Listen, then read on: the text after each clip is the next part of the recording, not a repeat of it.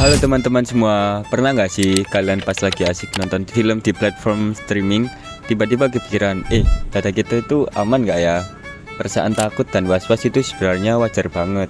Apalagi di zaman sekarang ini, di mana data pribadi kita bisa jadi sangat rentan disalahgunakan. Nah, makanya penting banget nih buat kita tahu dan paham soal kebijakan privasi di platform streaming. Dengan begitu, kita bisa tenang dan nyaman saat menikmati hiburan tanpa khawatir data kita bocor atau dipakai sembarangan. Sekarang, mari kita bahas dulu apa itu kebijakan privasi dan kenapa ini sangat penting. Kebijakan privasi itu adalah aturan yang dibuat guna melindungi data pribadi kita. Data pribadi ini bisa berupa nama lengkap, alamat email, riwayat tontonan kita, dan bahkan data pembayaran yang kita gunakan untuk bayar langganan streaming tersebut. Kalau data-data ini sampai bocor, resikonya nggak main-main loh. Bisa saja kita jadi korban penipuan online atau tiba-tiba jadi sasaran iklan yang nggak jelas dan mengganggu banget. Nah, karena alasan inilah setiap platform streaming wajib sekali punya aturan dan teknologi yang bisa menjaga keamanan data kita. Misalnya teknologi enkripsi yang ibaratnya kayak kode rahasia, sehingga data kita nggak sembarangan bisa dibaca oleh siapapun. Selain itu, biasanya saat kita mendaftar sebagai pengguna baru, platform tersebut akan meminta kita untuk menyetujui kebijakan privasi mereka. Ini artinya mereka harus transparan soal bagaimana data kita dikumpulkan dan dipakai. Jadi kita tidak cuma pasrah, melainkan juga tahu aturan mainnya. Fakta menariknya nih, sekarang ini banyak platform streaming besar yang sudah punya fitur-fitur canggih supaya kita bisa mengontrol data pribadi kita sendiri.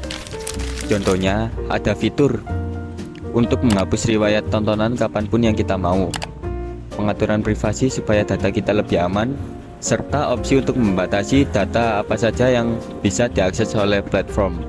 Jadi, kita bukan cuma pengguna pasif yang diam saja, tapi justru pengguna aktif yang bisa menjaga dan melindungi data pribadi kita dengan mudah dan mandiri. Ini tentu sangat penting di era digital saat ini, di mana informasi pribadi seringkali menjadi aset yang sangat berharga bagi banyak pihak, baik untuk keuntungan bisnis maupun untuk tujuan yang tidak baik. Tapi kalau dipikir-pikir, memang sih kadang kita suka males baca kebijakan privasi yang panjang dan rumit itu. Sering banget cuma klik setuju tanpa memahami isinya. Padahal kalau kita mau luangkan waktu sedikit untuk paham isi dan aturan mainnya, kita bisa merasa jauh lebih tenang dan nggak was-was saat menggunakan layanan streaming tersebut.